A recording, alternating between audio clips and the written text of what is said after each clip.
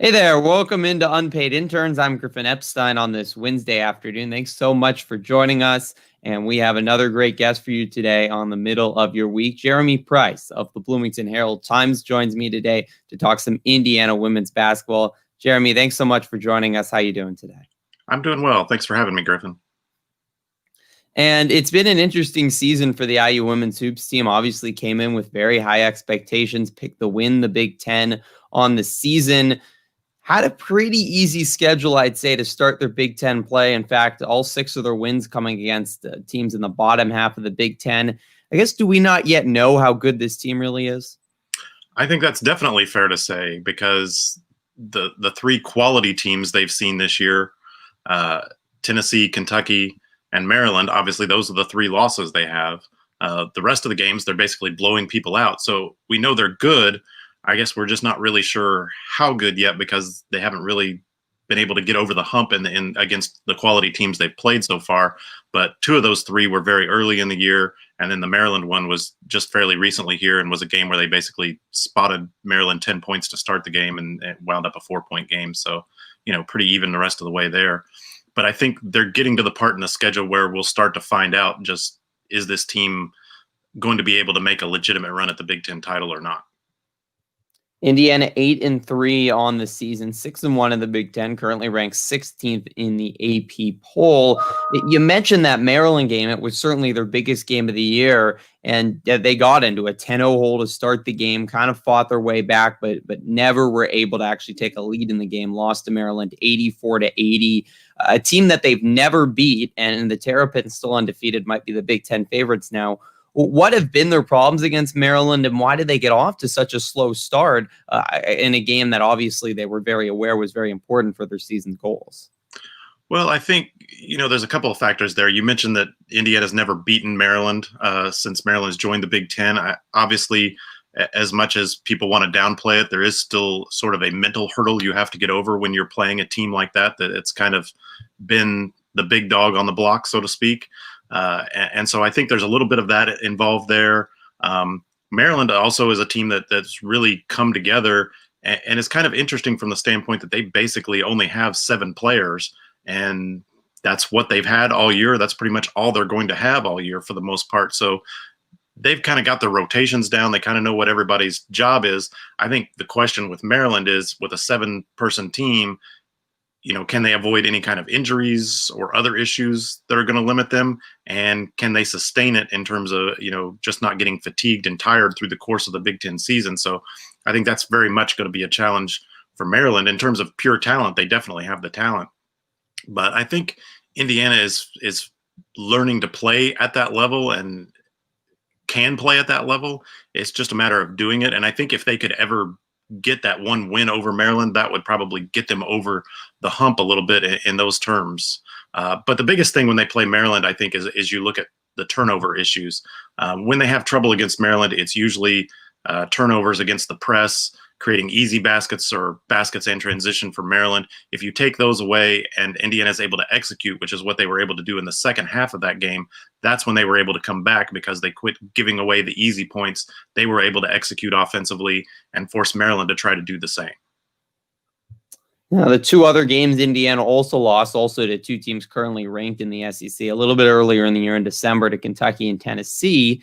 And you look at both of those games, consistency was an issue. If you look statistically, Hoosiers got off to a really hard start against Kentucky at a 10-point lead in the 4th quarter, blew that lead, lost in Lexington. And then against Tennessee in Bloomington, got off to a very slow start, clawed their way back, but weren't able to finish in the 4th quarter. Is offensive consistency the biggest concern going forward? Because in Indiana's 3 games, along with Maryland, against top 25 opponents, they, as you said, they've been able to execute at times, but not for a full 40 minutes yet. Yeah, and when we talk consistency, I think we're talking offensive consistency for this team. Defense has been pretty steady throughout. Probably the Maryland game might have been the biggest exception to that, with Maryland scoring 84 points. But Maryland's obviously one of the most prolific teams in the nation, definitely the most prolific offensive team in the Big Ten. Offensively, this team has struggled to consistently shoot from the outside. Obviously, beyond the 3-point arc is a big issue for this Indiana team. It was an issue a little bit last year, and it's continued into this season. A little bit surprising because they've got some people that are capable of shooting it, but they're just not hitting the shots. And at some point, I guess it goes from troubling trend to just kind of the team is what it is. Now they have shown flashes here and there. And obviously, Grace Berger's gotten going a little bit more in the last few weeks. She was struggling with her shot early on, but Jalen Penn, one of their better 3-point shooters, is out with an injury for at least another week or so, we think. And so where's that going to come from? Who's going to hit those shots? I think there's reason for Indiana to have some optimism that they are going to hit those shots at some point. Nicole Cardano-Hillary is a player that has a history of hitting those shots, and it seems like she's still sort of just getting comfortable in this offense and with this team after transferring from George Mason. I think with her moving into the lineup, that's forced Ali Patberg to play off the ball a little bit more, which is maybe a good role for her. And she's shot the ball a little bit better here lately, been a little bit more aggressive with her shot lately. So there is that aspect as well. And another thing we've heard about a lot in the offseason was how Mackenzie Holmes had expanded her game and was going to be comfortable shooting the 3-point shot. Well, she's only attempted a handful of 3-pointers to this point in the season, and she has yet to hit one of them. I think, especially when you're talking post players, the biggest challenge is to make a couple of those outside shots. Once you see a couple of those go in, feel like the pressure's off, you stop thinking about it so much, and you just start taking the shot. So I think if she could ever get to the point where she knocks one or two of those down, that could expand the game as well. But the other part of that is, outside of the 3-point shooting, is while this team is still shooting 45.5% from the field overall, they have missed a lot of chippies in various games this season. Even in some of the blowout wins, they've won by 25, and if they'd have made some layups, they probably would have won by 40. And I think that's the other concern with this team is not only can they shoot from the outside, but they've got to finish the quality chances that they're getting inside. And if you can do that, that's going to lead to greater consistency. You mentioned Ali Patberg. It's pretty interesting looking at her stats. I mean, she has been the offensive force for Indiana over the last couple of years. Certainly at the end of last season, she was averaging 20 points per game down the stretch for Indiana and really carrying them offensively. This season, not as much, about 12 points per game, has warmed up a little bit of late, as you said. Is Grace Berger's had more offensive production this year? Is that an element of her and Cardano-Hillary? And is that okay for Indiana that Patberg isn't as big of an offensive scoring threat, at least right now, as she was the last couple of years for the Hoosiers? Yes and no. How's that for an answer? I don't think that it's a bad thing that this Indiana team isn't relying on Ali Patberg to go score 20 points per game. I think that's actually a very good thing that they've got other sources they can go to.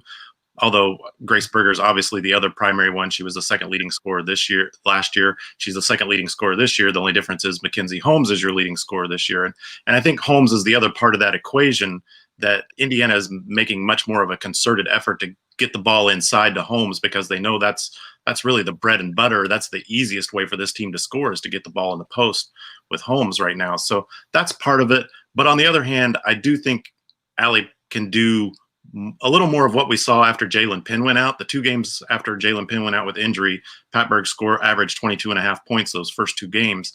Now that's a little bit on the higher side, but I think kind of finding the means there between her season average and that average, if she can get somewhere in that 15 to 17 point range, I think that would probably be the ideal merge in terms of scoring for Ali Patberg, because that means she's aggressive. She's going to have some games where she's 20. She's going to have some games where she's 12.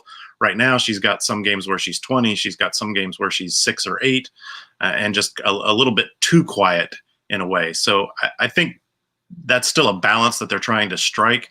And I think part of the struggle maybe for her is trying to find that right balance on how much to be aggressive. We had a lot of talk coming into the season about a more aggressive, a more attacking Ali Patberg, something we saw the latter half of last year. But I think that maybe that's sort of been a little more difficult to actually perform on the court, to come out in a more natural way, because that's not the natural way she approaches things. She's not a shot hunter by nature. So I think there's a little bit of that. Obviously, the emergence of Holmes, the emergence of Grace Berger, and sort of how all those pieces fit together is a little bit of the equation. But I think we'll see a little more steady performance from Allie Patberg the rest of the way. Now, Grace Berger, we mentioned her. I mean, what a start to the season. She's had 2 triple doubles, almost unheard of at the women's basketball level, at the collegiate levels. That leads the country with 2 triple doubles. No one in Indiana women's basketball history had ever had a triple double before the season. So that's just a stat that boggles the mind. But she's really done it all for Indiana, averaging 15 points a game, distributing 6 assists per game. She was really a role player freshman year, really took some major strides last year to sophomore, and it seemed like she's done it again in her junior year. What's been the key for her in just raising her game so much? And what kind of difference, I guess, maybe does it make for Indiana compared to last year when you said they can't get over the hump, and as they start to play more of these top 25 games going up, what maybe she can do to finally knock off some of these top-level opponents? Well, I think the main thing is the emergence of Grace Berger gives Indiana a go-to player. And I think she's the kind of player that you want the ball in her hands at the end of games. And we saw that a few times last year. I believe she had the game-winning basket at Nebraska was a good example of that. But she's a player that can create, she can shoot that outside shot. She's absolutely lethal with the mid-range game, and she's comfortable going to the basket. And I think we're seeing her increased comfort level with handling the ball in her assist totals this year, which is obviously a big part of why she's been able to record those triple doubles.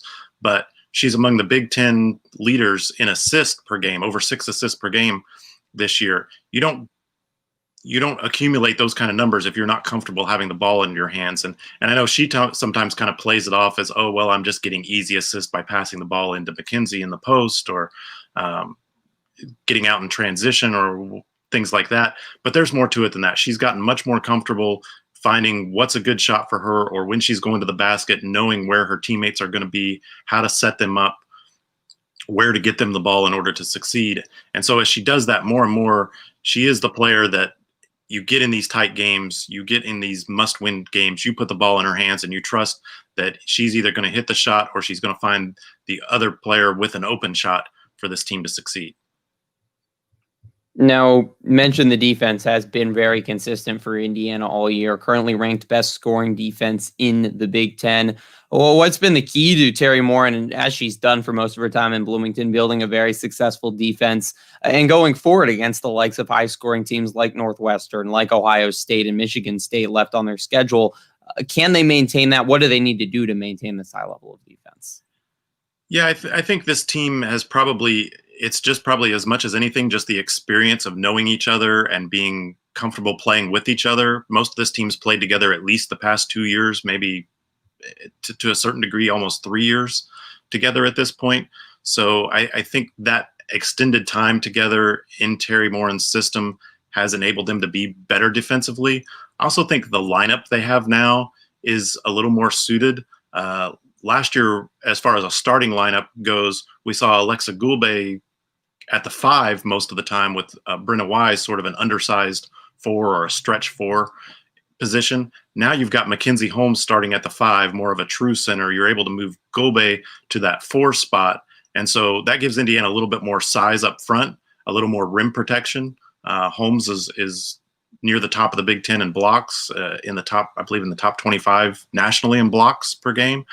So you're getting more rim protection. Gulbe is also a good shot blocker at times as well. So you've got more rim protection, you've got more size inside, and that helps to deter what was kind of the one weakness of that defense at times last year, which was giving up the dribble drive, the penetration baskets. I think that's helped the perimeter defense be a little bit more solid. There are times where that still flares up a little bit, but I think they're doing a better job on limiting those kind of situations to this point in the season. Now, currently, when we were talking about it with just across sports, continuing to see it, long breaks for teams. Indiana currently in a 10-day stretch of not playing games. They've had 2 games postponed, not to the fault of their own, but Rutgers and Michigan State programs dealing with COVID-19 issues. Scheduled to get back on the court against Northwestern on Sunday. What effect, I guess, you feel this has on the team? It's kind of a herky-jerky schedule, and Are there concerns, I guess, going especially into a Northwestern team that's very tricky to play, forces a lot of turnovers after a 10-day layoff? Yeah, I think there's definitely some pros and cons to the situation. Like you mentioned, Northwestern is a team that is a little bit different, and you do have to get used to the fact that most of these players have seen Northwestern over the last couple of years is helpful in that regard.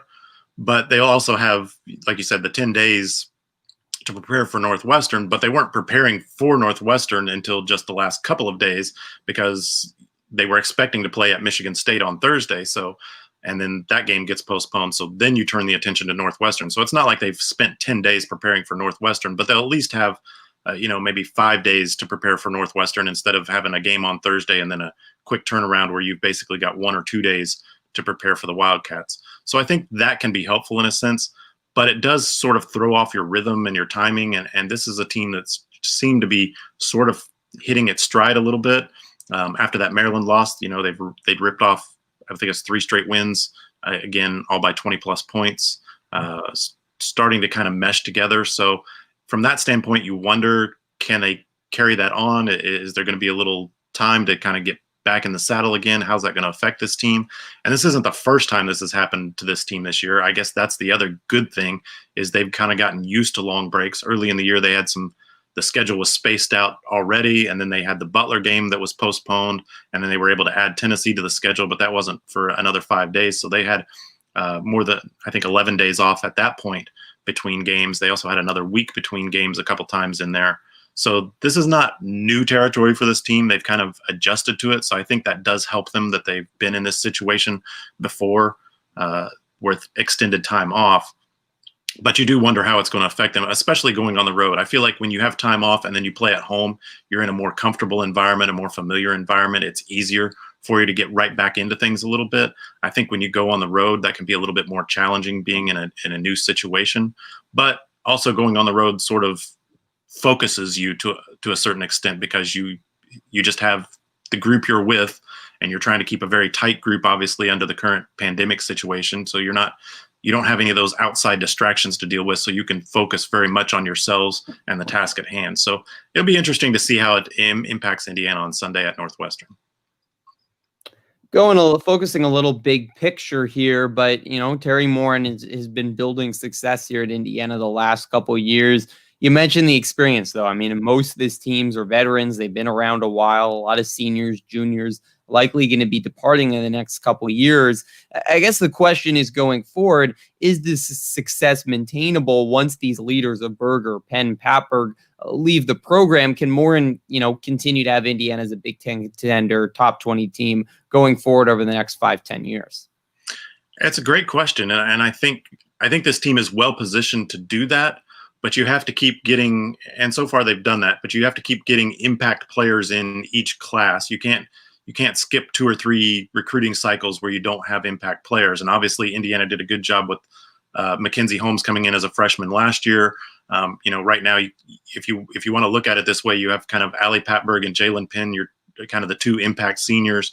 Grace Berger as a major impact junior. Alexa Gulbe, maybe not star power per se, but an impactful player in the junior class. Now you've got Mackenzie Holmes as a sophomore in that group.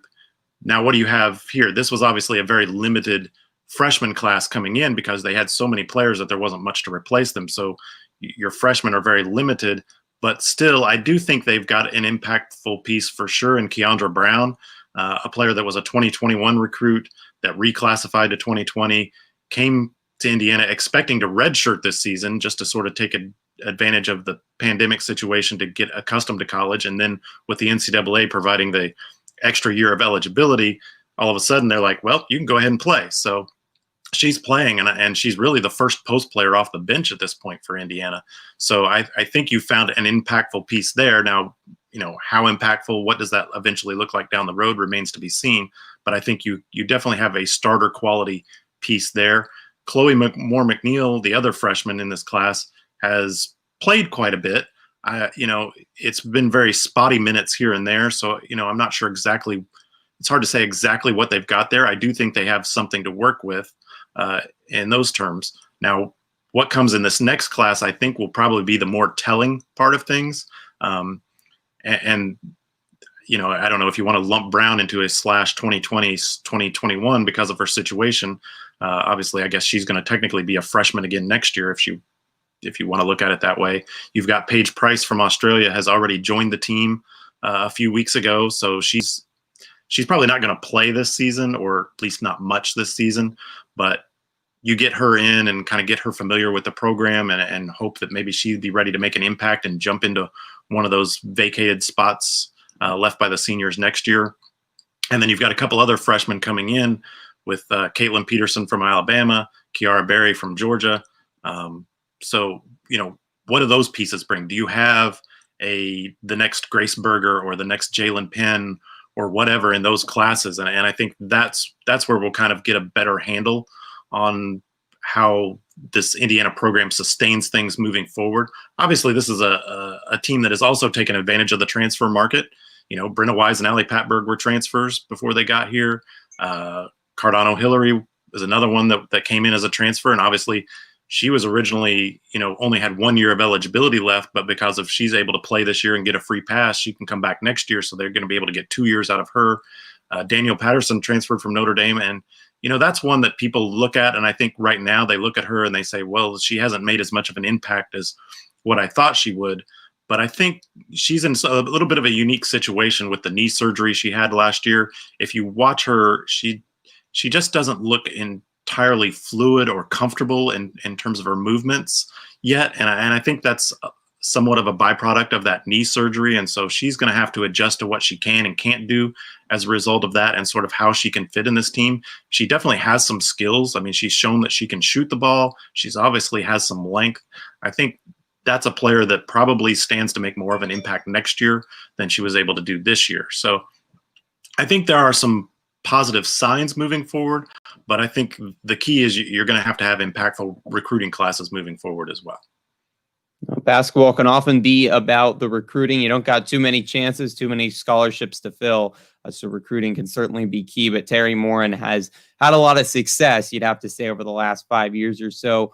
Want to look forward at the games remaining on the schedule. 11 Big Ten games scheduled. Of course, 2 postponed, so might get rescheduled. More might get canceled. Hard to say, but at least right now, 4 games against AP Top 25 teams, starting with the Northwestern game on Sunday. I mentioned it earlier. Indiana has not beaten a Top 25 team this season.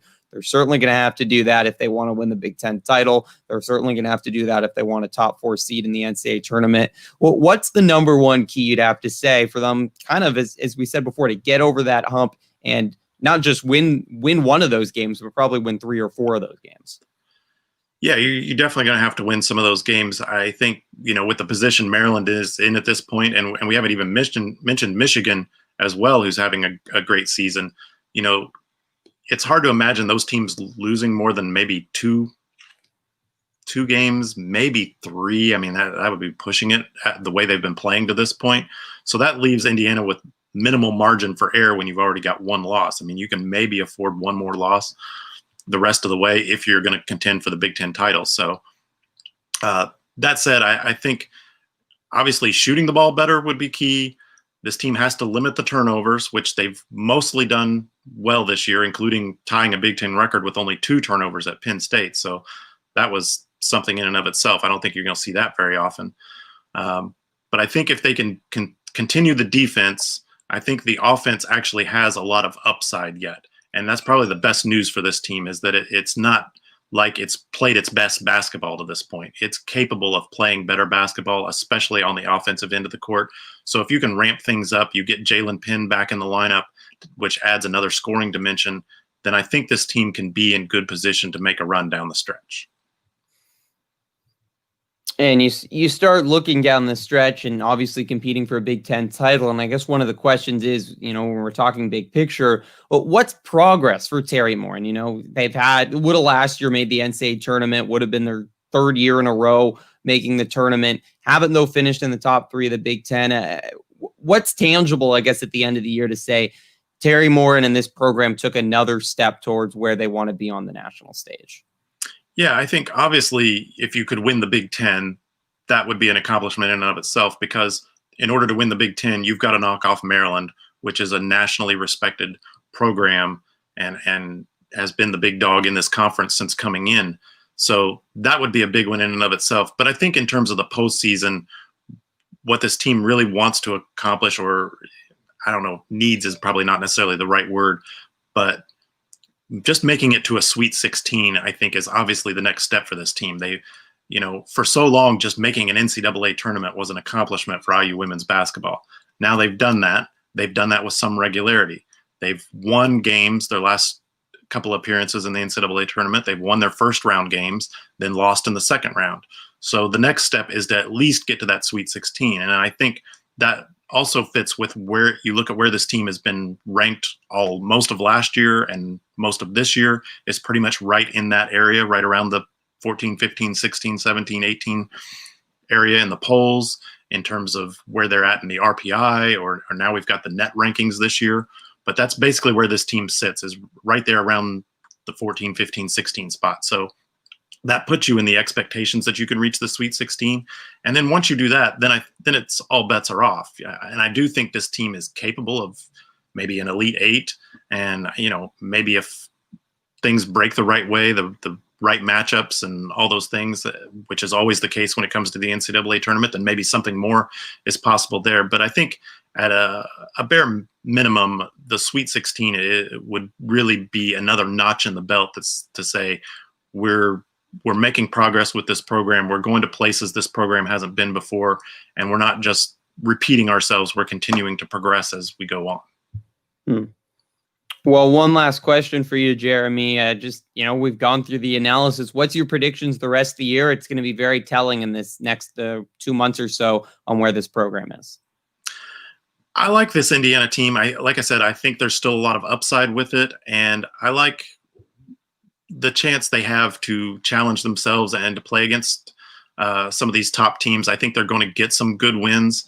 I think it does bode well for them that a team like Nebraska, that they absolutely bombed at Assembly Hall, has bounced back and pulled off some big wins of its own, and maybe says something about how good this Indiana team actually is. But we'll definitely find out in terms of the results on the court. But I expect them to make a run. I think you're going to be definitely hard pressed to get that Big Ten title. I don't think it's out of reach. I think it's there, but I think it's going to be a tough task for this team to win that Big Ten title. It's definitely an uphill battle, but I think they're going to win some big games down the stretch. I think they should be able to position themselves where they've got one of those top 4 seeds, which gives you a favorable NCAA tournament type draw coming up here. And I'm really interested to watch this team against the Northwesterns and the Iowas and the Michigans of the Big Ten the rest of the way, because I think that will give us a lot more of a true measuring stick of just how good this team is. Well, Indiana's season after a 10-day layoff, scheduled to continue on Sunday against Northwestern on national TV on ESPN2. It's going to be really exciting. I think Bloomington's starting to buy into this team. And Jeremy, we really appreciate you coming on and talking all about them today. Glad to do it. Thanks for having me. That's going to do it for today's episode of Unpaid Interns. Hope you enjoyed Jeremy Price talking Indiana women's basketball. We'll be back on Friday with another guest here on Unpaid Interns. Until then, as always, if you missed any of our any of our Unpaid Interns episodes, you can check them out on the IU Sports Media YouTube page or Twitter page, or you can listen to them wherever you get your podcasts. That does it for today's episode. I'm Griffin Epstein. We'll talk to you again on Friday.